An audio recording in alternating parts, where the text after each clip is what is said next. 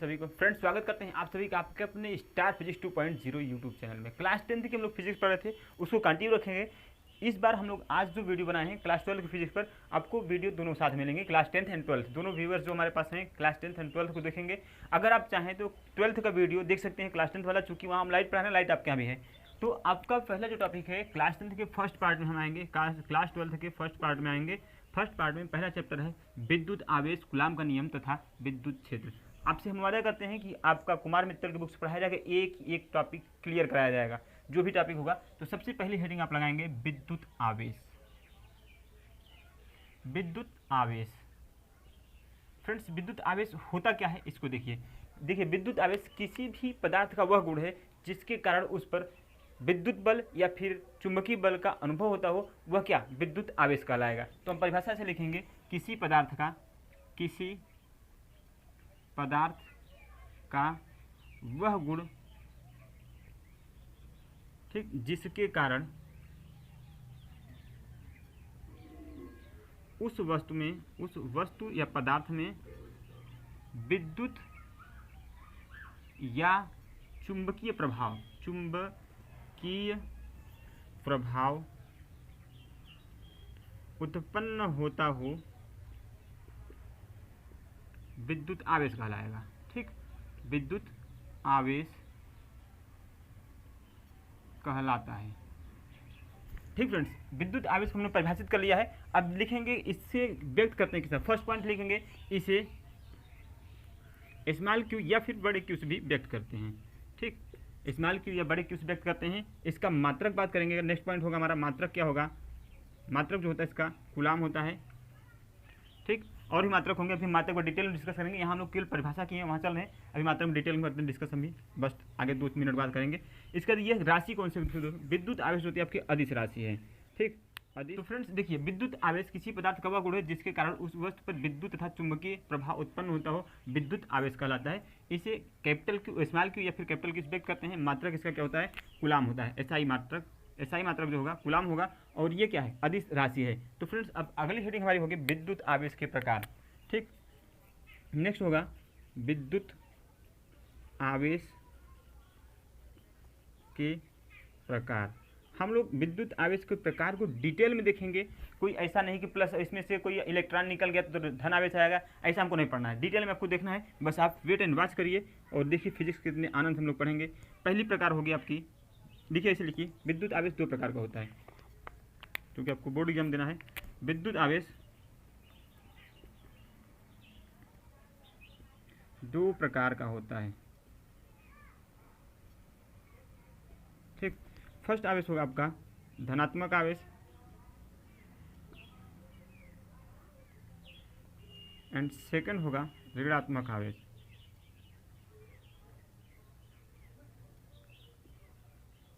ठीक फ्रेंड्स, विद्युत आवेश आपके 2 प्रकार होंगे, धनात्मक आवेश एंड ऋणात्मक आवेश। अब हम इनको बारी बारी से एक एक परिभाषित करते हैं। देखिए अभी परिभाषित आप देख लीजिए, फिर दिखाते हैं आवेश संकल्पना में कि कैसे धनात्मक आवेश होता है, कैसे ऋणात्मक आवेश होता है। देखिए धनात्मक आवेश जब किसी पदार्थ से इलेक्ट्रॉन निकलता है, ठीक, इलेक्ट्रॉन निकल जाए तो उस पदार्थ पर धनावेश आता है। अभी आप परिभाषा लिखिए, बस 2 मिनट बाद आपको दिखाते हैं कि धनावेश कैसे आता है, ऋणावेश कैसे आता है। आइए ऋणात्मक आवेश की परिभाषित करते हैं हम। जब किसी पदार्थ पर इलेक्ट्रॉन की अधिकता हो जाए या फिर इलेक्ट्रॉन को ग्रहण कर ले, तो उस पदार्थ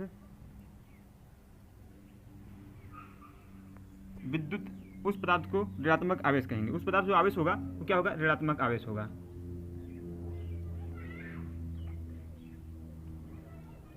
ठीक, देखिए जब किसी पदार्थ में इलेक्ट्रॉन निकल जाता है तो उस पदार्थ में जो आवेश उत्पन्न होगा क्या होगा? धनात्मक आवेश होगा। और जब किसी पदार्थ में इलेक्ट्रॉन ग्रहण कर ले या फिर इलेक्ट्रॉन की अधिकता हो जाए तो वह पदार्थ पर जो आवेश होगा क्या होगा? ऋणात्मक आवेश होगा। अब हम लोग लिखते हैं नेक्स्ट हेडिंग आवेश की संकल्पना। ठीक, ऋणात्मक आवेश एंड धनात्मक आवेश को हमने परिभाषित कर दिया। नेक्स्ट हेडिंग लिखेंगे आवेश की संकल्पना। आप स्क्रीनशॉट लेना चाहिए, स्क्रीनशॉट ले लीजिए।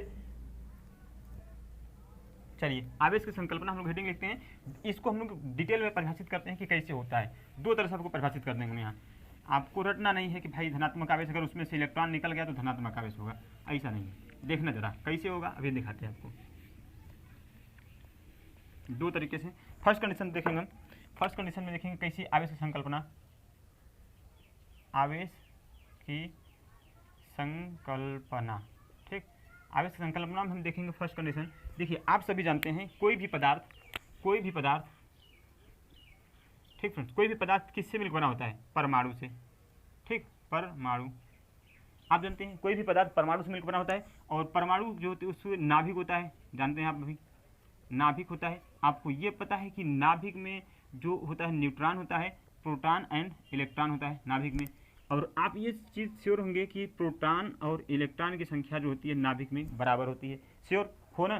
प्रोटॉन और इलेक्ट्रॉन की संख्या जो होती है नाभिक में बराबर होता है, जिससे आपका न्यूट्रॉन क्या होता है, उदासीन होता है, ठीक। तो अब देखिए मानते हैं इस नाभिक में, कोई नाभिक किसी का नाभिक को मालूम नहीं हमको क्या है, मानते हैं इस नाभिक में प्रोटॉन की संख्या क्या है, 15 है, 15 है। प्रोटॉन पर चार्ज कैसा होता है, पॉजिटिव, इलेक्ट्रॉन कैसा होता है, नेगेटिव। प्रोटॉन चार्ज 15 है, 15 प्रोटॉन है, और इलेक्ट्रॉन संख्या उसमें कितनी रहेगी, 15 रहेगी, ठीक। अब जरा देखना, अगर इसमें से हम एक इलेक्ट्रॉन को हम निकाल देते हैं, यहाँ से एक इलेक्ट्रॉन निकाल देते हैं, तो देखना जरा इलेक्ट्रॉन निकलेगा, संख्या इलेक्ट्रॉन कितनी हो जाएगी, 14 हो जाएगी, ये 15 रहेगी। अब आप बताइएगा कि संख्या किसकी अधिक है, प्रोटॉन की अधिक है कि इलेक्ट्रॉन की। आपको दिख रहा होगा प्रोटॉन की अधिक है। जब प्रोटॉन की अधिक है, प्रोटॉन पर चार्ज कैसा होगा, पॉजिटिव होगा ना। यही तो बोला गया भाई, अगर एक इलेक्ट्रॉन निकल गया तो उस पर आवेश जो आएगा क्या आएगा, पॉजिटिव आएगा। चूंकि अभी हमने जीरो बैलेंस रखा था, दोनों बराबर थे तो बैलेंस था। अगर इलेक्ट्रॉन निकलेगा तो इसकी धनावेश की अधिकता होगी। प्रोटॉन संख्या देखो 15 है ना, 14 हो गया, 15 हो गया, धनावेश की अधिकता हुई। तो आप जान लीजिए कि आप परमाणु सिद्धांत से यहाँ से दिखा सकते हैं। और दूसरी संकल्पना हम दिखाते हैं आपको NaCl के माध्यम से। चलिए स्क्रीनशॉट में से ले लीजिए, इसको मिटाते हैं।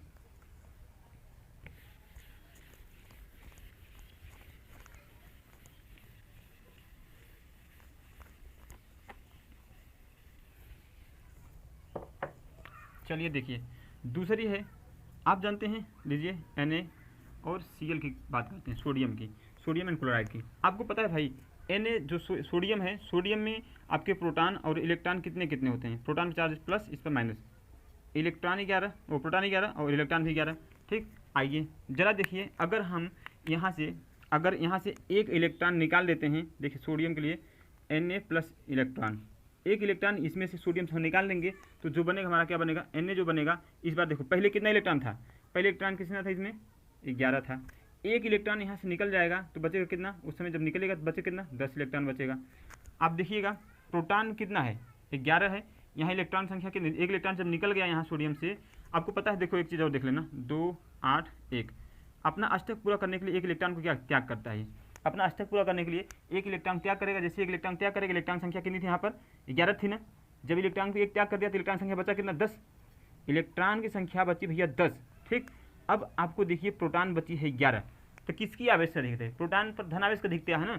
तो वही चीज़ है भाई, प्रोटॉन अगर है प्लस ये अधिक है और इलेक्ट्रॉन आपका कम हो चुका है, तो अब इलेक्ट्रॉन यहाँ आपने इलेक्ट्रॉन को क्या किया है, त्यागा है, इलेक्ट्रॉन त्यागा है इन्होंने, ठीक। इलेक्ट्रॉन इन्होंने त्यागा है, जो इस पर आवेश आएगा क्या आएगा, धनावेश आएगा। दिखा आपको। आइए Cl की बात करते हैं, गिर गया भाई। आइए Cl की बात करते हैं। देखिए Cl के लिए प्रोटॉन और इलेक्ट्रॉन की बात करेंगे। देखो प्रोटॉन 17 होगा और इलेक्ट्रॉन क्या होगा, 17 होगा। ये क्या करेंगे, 2 8 7, एक इलेक्ट्रॉन जो इन्होंने त्यागा इसको ग्रहण कर लेंगे, ठीक। अब देखना जरा, जैसे ही इलेक्ट्रॉन ग्रहण करेंगे यहाँ इलेक्ट्रॉन संख्या कितनी हो जाएगी, 17 से 18 हो जाएगी। दिख रहा है आपको, 17 से 18 हो गई। तो अब देखिए ये भी, इसमें जो धनावेश है प्रोटॉन की, ये संख्या इससे कम हो गई, इलेक्ट्रॉन संख्या कितनी हो गई, 18 हो गई। अब आपको दिख रहा होगा आवेश किसका बढ़ा है, इलेक्ट्रॉन का बढ़ गया। क्यों बढ़ा, ऋणावेश बढ़ गया इस पर, ठीक। अगर इलेक्ट्रॉन ग्रहण करेंगे तो क्या होगी, ऋणावेश आएगी, ठीक। इलेक्ट्रॉन ग्रहण करने पर ऋणावेश आता है। तो ये दोनों संकल्पना थी, हमने आपको रटाया नहीं भाई कि किसी पदार्थ से इलेक्ट्रॉन अगर निकल जाता है तो उस पर धनावेश आएगा, और किसी पदार्थ से इलेक्ट्रॉन आता है तो ऋणावेश। हमने आपको दिखाया, आंखों देखा आपको दिखाया कि भाई सोडियम की बात, हम सोडियम के इलेक्ट्रॉनिक विन्यास 2 8 1 होता है। अपना अष्टक पूरा करने के लिए एक इलेक्ट्रॉन को इन्होंने त्याग किया, यानी सोडियम के पास पहले इलेक्ट्रॉन कितना था, 11 था। एक इलेक्ट्रॉन जैसे त्यागा उस समय देखिए पहले प्रोटॉन की संख्या 11 थी, सोडियम में इलेक्ट्रॉन संख्या 11 थी। एक इलेक्ट्रॉन त्याग करते हुए इलेक्ट्रॉन संख्या कितनी हो गई, 10 हो गई। अधिकता किसकी है, प्रोटॉन संख्या देखिए 11 इलेक्ट्रॉन से, 11 प्रोटॉन से, नाभिक में 11 प्रोटॉन से, और इलेक्ट्रॉन संख्या कितनी, 10 हो गई। आपको पता है प्रोटॉन पर चार्ज कैसा होगा, पॉजिटिव होगा, इलेक्ट्रॉन पर नेगेटिव होगा। तो किसके अधिकता है भाई, पॉजिटिव चार्ज का अधिकता है ना। तो देखो इलेक्ट्रॉन त्यागने से आपका धनात्मक आवेश आता है। यहाँ देखिए 2 8 17 इलेक्ट्रॉनिक विन्यास होता है क्लोरीन का। ठीक, अपना अष्टक पूरा करने के एक इलेक्ट्रॉन को ये ग्रहण करेंगे। जैसे ग्रहण करेंगे, पहले इनके पास 17 प्रोटॉन था, 17 इलेक्ट्रॉन था। जब ये ग्रहण किया तो इनके पास 18 इलेक्ट्रॉन हो गया। अब देखना जरा, 18 इलेक्ट्रॉन हो गया, नाभिक में किसकी अधिकता हुई, इलेक्ट्रॉन की अधिकता हुई ना। इलेक्ट्रॉन पर चार्ज कैसे आएगा, नेगेटिव चार्ज आएगा ना। तो वही चीज़ भाई, इलेक्ट्रॉन आप ग्रहण करेंगे, चार्ज कैसा आएगा, नेगेटिव चार्ज आएगा। चलिए, ये था आपका आवेश संकल्पना, इसको आप चाहे तो स्क्रीनशॉट ले लीजिए। इसके बाद हम लोग पढ़ते हैं नेक्स्ट टॉपिक, इसको मिटाते हैं। तो फ्रेंड्स, अपना इसी से टॉपिक रिलेटेड क्वेश्चन बनेगा। एक चीज़ नोट करिए कि जो आवेश की संकल्पना है, आवेश की संकल्पना केवल इलेक्ट्रॉन के आधार पर दिया जाता है, के आधार पर दिया जाता है। ये चीज़ नोट करिएगा, कंफर्म है भाई। आवेश की संकल्पना हम देखेंगे कि भाई वहाँ इलेक्ट्रॉन को अधिक किए थे, इलेक्ट्रॉन निकाले थे, केवल इलेक्ट्रॉन की बात की गई थी। ठीक, आवेश की संकल्पना केवल इलेक्ट्रॉन के आधार पर दिया जाता है। तो आपसे क्वेश्चन ये बन सकता है, टॉपिक रिलेटेड TPR क्वेश्चन जो बनेगा, ठीक, टॉपिक रिलेटेड क्वेश्चन जो बनेगा वो क्या बनेगा, वो बनेगा कि भाई आवेश की संकल्पना प्रोटॉन के आधार पर क्यों नहीं करते हैं।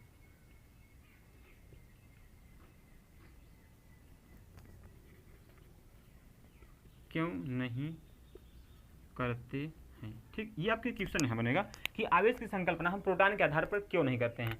तो इसका 2 रीजन्स हैं। फर्स्ट रीजन देखिए, फर्स्ट रीजन है भाई कि इलेक्ट्रॉन की द्रव्यमान जो होती है वो प्रोटॉन के द्रव्यमान से कम होता है। ठीक, फर्स्ट रीजन है कि मास ऑफ प्रोटॉन का द्रव्यमान जो होता है 1837 गुना होता है इलेक्ट्रॉन के मास ऑफ इलेक्ट्रॉन। ठीक, मतलब मास ऑफ इलेक्ट्रॉन जो होता है वो 1837 गुना कम होता है प्रोटॉन के द्रव्यमान से। अर्थात प्रोटॉन हाई वेट है, अधिक वेट। आपको मालूम है किसी भी कक्षा किसी भी जैसे मान लीजिए एग्जांपल लीजिए, अगर कोई मोटा व्यक्ति है, ज़्यादा वेट है, उसको दौड़ाओगे तेज दौड़ नहीं पाएगा। इलेक्ट्रॉन आपका तेज दौड़ सकता है। ठीक, इसके पास इसके अपेक्षा मोटा कम है ये। ठीक, इसकी द्रव्यमान कम है, इलेक्ट्रॉन का मास ऑफ इलेक्ट्रॉन्स कम है। ठीक, दूसरी कंडीशन है नाभिकीय बल के कारण। नाभिकीय बल देखिए क्या है, आपको पता है कि भाई जो इलेक्ट्रॉन्स होता है अपने वाह्यतम कक्षक में इलेक्ट्रॉन घूमता रहता है और प्रोटॉन नाभिक के पास होता है। आपको पता है भाई यहाँ से अधिक एनर्जी देकर हम प्रोटॉन को बाहर कर सकते हैं, जबकि इलेक्ट्रॉन्स जो होता है ये अपने कक्षा से बाहर रहता है, थोड़ी सी एनर्जी मिल जाने के बाद ये गतिशील अवस्था में आ जाता है। यही कारण होता है कि हम इलेक्ट्रॉन पर अधिकतर कार्य करेंगे, प्रोटॉन के पास नहीं जाएंगे। तो आवेश की संकल्पना से आपके 2 क्वेश्चन बनेंगे। पहले होगी आवेश की संकल्पना प्रोटॉन के आधार पर क्यों दी जाती है। ठीक, आवेश की संकल्पना प्रोटॉन के आधार पर क्यों दी जाती है। पहली कंडीशन होगी मास ऑफ प्रोटॉन जो होता है मास ऑफ इलेक्ट्रॉन का इतना गुना होता है। ठीक, मतलब 1837 गुना मास ऑफ इलेक्ट्रॉन का होता है, मास ऑफ प्रोटॉन इतना ज़्यादा वेट इसका ज़्यादा होता है। दूसरी कंडीशन होगी नाभिकीय बल के कारण। आपको पता है कि नाभिक में प्रोटॉन होगा और जो इलेक्ट्रॉन्स होते हैं नाभिक के बाहरी कक्षक में चक्कर लगाते रहते हैं। ठीक, इनको हल्की एनर्जी दे देने के बाद ये कक्षक से बाहर जा सकते हैं या फिर गतिशील अवस्था में आ सकते हैं, जबकि प्रोटॉन को गतिशील अवस्था में लाने के लिए काफ़ी आपको एनर्जी लॉस करना होगा। तो हमारे जो काम हल्के एनर्जी से हो जा रहा है तो हम भारी एनर्जी के पास क्यों जाए भाई। ठीक, ये थी आवेश की संकल्पना। इसको हम मिटाते हैं, स्क्रीनशॉट चाहिए आपको, स्क्रीनशॉट ले लीजिए, इसको मिटाते हैं। चलिए मिटाते हैं।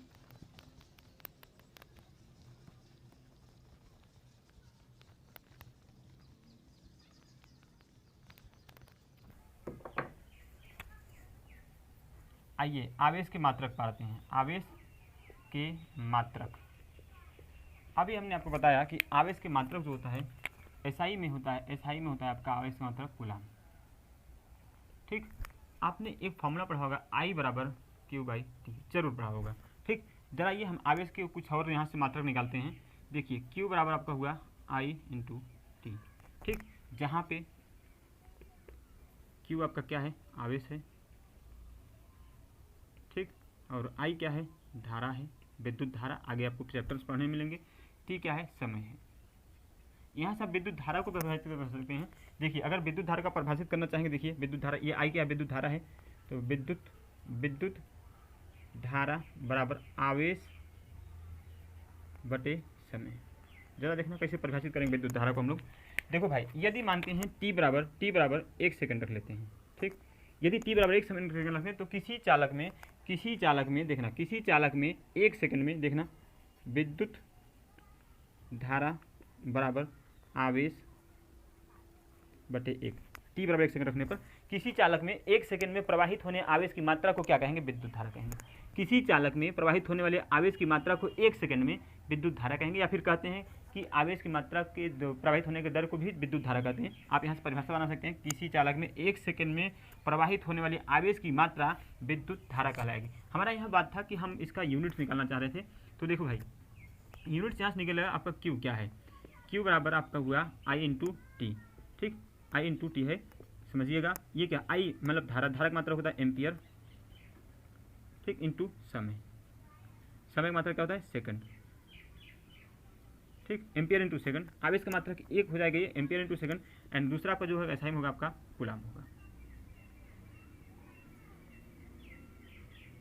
कूलाम होगा एसआई में आवेश का मात्रक। तो फ्रेंड्स, आवेश के ये मात्रक थे। अब हम लोग एसआई मात्रक देख चुके हैं, मात्रक देख लेते हैं। आवेश का सीजीएस मात्रक देखते हैं। आवेश का सीजीएस मात्रक होता है दोस्तों स्टेट कूलाम होता है, स्टेट कूलाम, ठीक। स्टेट कूलाम होता है, आप जानते हैं 1 कूलाम बराबर होता है 3 × 10⁹ स्टेट कूलाम, ठीक।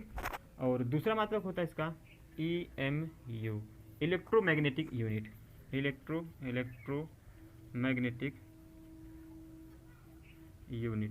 या फिर इसका वैद्युत चुंबकीय मात्रक एक इसका आवेश का होता है। तो यहाँ जो आपका 1 कूलाम बराबर होता है 1/10 EMU, ठीक फ्रेंड्स। नेक्स्ट होता है एक फैरड, भी आप सुने होंगे। फैरड जानते होंगे, बहुत फेमस मात्रक है। ये आवेश का सबसे बड़ा मात्रक है, आवेश का सबसे बड़ा मात्रक, ठीक। 1 फैरड बराबर इसे कैपिटल एफ से बात करते हैं, 1 फैरड बराबर 96500। ये क्या होगा? कूलाम में होगा। ये आपका आवेश के इतने मात्रक थे फ्रेंड्स। उम्मीद करते हैं आपको वीडियो पसंद आया होगा। यदि वीडियो पसंद आए तो वीडियो को लाइक जरूर करिएगा, और वीडियो को लाइक करना कमेंट जरूर किया करिए आपको वीडियो कैसा लगा। उसके साथ साथ अब अगली जो वीडियो आएगी आवेश के क्वांटमीकरण पे आएगी, और इसके बाद जो आवेश से जितने टॉपिक बचे होंगे वो सब पर आएगा। नेक्स्ट वीडियो आपको एक दिन अल्टरनेट मतलब परसों मिलेगा, ठीक। तो उम्मीद करते हैं वीडियो अच्छा लगा। वीडियो को लाइक करें, चैनल सब्सक्राइब कर लीजिए, नोटिफिकेशन बेल को ऑन कर दीजिए, ताकि आपके पास लेटेस्ट वीडियो अपलोड करते ही मिल जाया करे। मिलते हैं नेक्स्ट वीडियो, तब तक जय हिंद।